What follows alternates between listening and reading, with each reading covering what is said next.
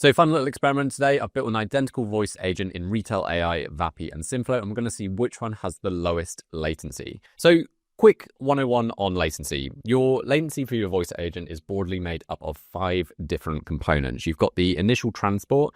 That's the time between you saying something on the phone and it reaching the speech-to-text model. You've then got the transcriber. This is going to take those words and turn it into text. That text then gets sent to the reasoning model. This is the LLM, which works out what to say next. And the output of that is going to be text. That text then gets sent to the voice engine, so something like 11 Labs, to turn that text into speech, which is then played back through the phone, which is our final bit of transport. So those 5 parts together makes up your total latency. And we're going to break this down to see whether we can kind of shave off a little bit of time. So there's a lot of people who say, aim for this amount of latency. In reality, it's more of a curve. And depending on the complexity of your agent, you should calibrate your expectations of what a realistic amount of latency is. So as a general guide, when humans have a conversation, the gap between one person stopping and another person starting speaking is typically in the 200 to 400 millisecond range. That's what feels natural. Now, that is remarkably challenging to get that kind of latency with a voice AI agent. So this curve gives you a rough breakdown between the latency you're going to have and how that feels on a call. So generally, you start to notice a little bit of a lag around 600, 700 milliseconds. That is also realistically where voice agents are right now. Generally, it's incredibly difficult to get much lower than that. Where things start to get a little bit annoying or feel a bit robotic is typically around the 900 millisecond range.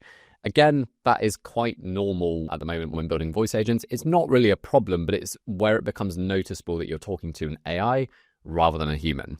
And then anything over about 1.2, 1.3 second latency starts to feel a bit painful. And then above about 1.4 seconds is just kind of an issue that you definitely want to be solving. So for our experiment, I've tried to standardize as much as possible. It's not perfect. There are a few small differences, but I've tried to make sure that everything that we can change to bring these online, we have done. So for the voice model, we're using 11 Labs Turbo 2.5. For the LLM, we're using GPT 4.1. It's not the fastest model, but it's typically the one that I would usually start with. Once we have found the fastest of the 3 options, I'm going to then make a few optimizations, including the model, to see what the absolute lowest latency I can get on that platform is. But we're going to start with GPT 4.1, and we've got the identical prompt. Now, the token cost on this, if you're interested, is 206. So it's a relatively small prompt that shouldn't eat up too much time when it goes to the LLM. And then finally, for the transcriber, we're using Deepgram Flux across all 3, which is generally the fastest transcription model. So here's how I'm going to do it. I'm going to run 3 tests, and for each round, I'm going to do 5 tests so we can kind of take an average. I'm not going to show all that on video, but for the first test, I'm just going to ask each of the voice agents to repeat the number 7. And the reason I'm doing this is that it should almost isolate the speech to text and the text to speech latency times, because it should require very little reasoning from the LLM. Next, we're going to do a bit of math. So we're going to ask it to do 32 times 24.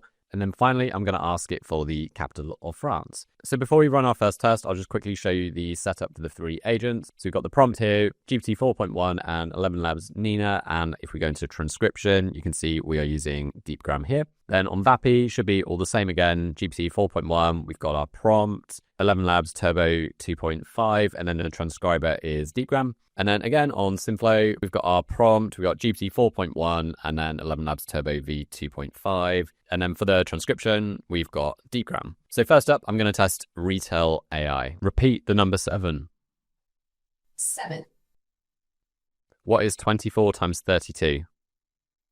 768. What's the capital of France?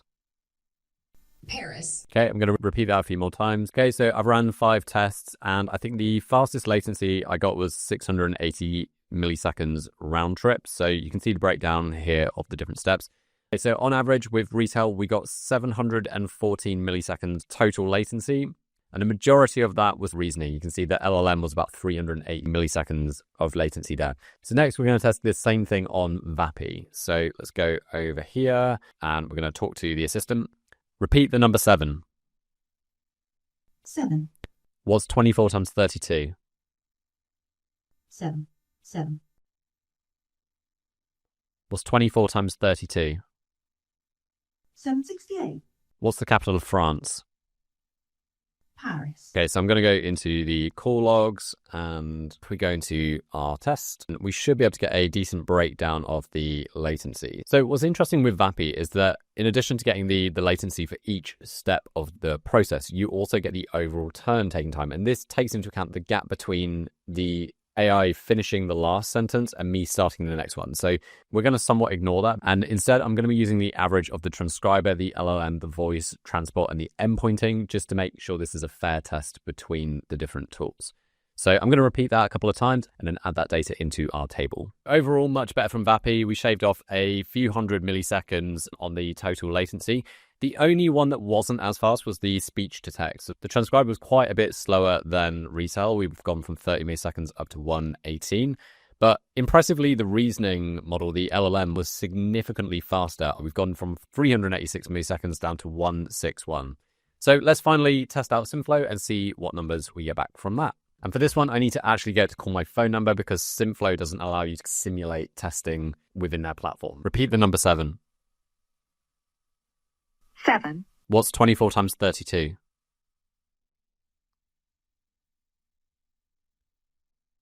768. What's the capital of France? Paris. Okay, that felt a bit slower. I'm going to run the test a couple more times just to see if that is typical. Now, I thought I was going a bit insane because after running that test, I couldn't find the latency breakdown anywhere in Synthflow's platform. It wasn't in the call logs. It wasn't on the analytics page.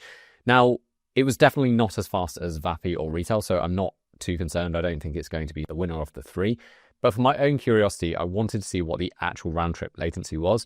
So I did the next best thing. It's not perfect, but I exported the audio file, I popped it into audio editing software and measured the time between when I stopped speaking and when we got the first byte of audio back from the AI. And generally, it was taking about 2 seconds to come back to me. The fastest that I saw was about 1 second. So I'm going to use that for our table here. In reality, it was a little bit slower than that. But either way, it was definitely nowhere near as fast as Retell or Vapi. So next, we're going to go into Vapi and see if we can do anything to shave off a little bit more time from this latency. Okay, so I'm going to start by making a few of the obvious changes. As you can see here, our kind of estimated total latency is coming up as 1,300 milliseconds. We obviously got a lot lower than that. But as we make some changes, we should see that come down. So the first easy win is to change the model. In this case, I'm not sure I'd do this in production, but we're going to use one of the real-time GPT models, as that should, in theory, be the fastest. So we're going to go for the 4.0 mini real-time preview cluster. We'll confirm that, and that should bring this down a fair bit. Okay, huge difference. That's brought that down by about 800 milliseconds. Next thing we're going to do is on the transcriber, we're going to change this from Flux General English to Nova to phone call. And the other thing that will also have changed there is because we've moved to the GPT real-time model, it will have changed the voice configuration. Here we go from 11 Labs to the OpenAI voices.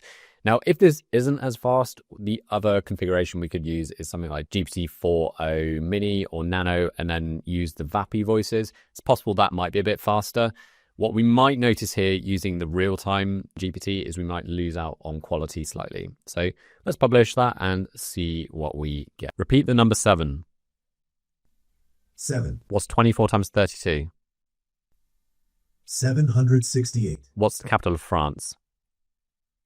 Paris. Let's go into the call logs and just see what our breakdown is of latency. Okay, so the total latency is actually quite similar to what we had before. We now have effectively 0 milliseconds on voice and LLM, but all of the latency is being captured in the endpointing. So if we add up 507 plus 90 and the 20 and 50 milliseconds of transport, we end up with something around 650 milliseconds. So that's actually a little bit slower than what we had before. So let's try a different configuration. This time we're going to go for the GPT 4.0 mini cluster as our LLM reasoning model. And we're going to change the voice configuration to the Vapi voices, and we'll just go for Elliot. Repeat the number 7. 7. What's 24 times 32? 768. What's the capital of France? Paris. I'd say that felt pretty similar. Let's see in the logs what we got. Okay, so 180 voice, 195 LLM, 200 transcriber. So I've spent the last half an hour or so playing around with different models, different voice configurations and smart endpointing and all sorts. And the long and short of it is that while I'm able to bring down certain parts of the latency, not able to reduce that total latency much below what we originally got, because if we reduce it somewhere, it kind of adds it somewhere else. So it kind of becomes basically a game of whack-a-mole. So I'm going to leave our experiment where it is. I think 539 milliseconds is a pretty accurate reflection of the kind of latency that you could expect to see with Vapi.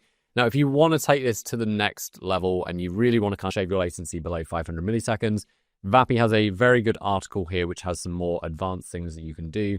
Now, this does assume that you've got technical chops and that you're working directly with the API, but there's lots of good ideas in here that you can use to get your latency as low as possible.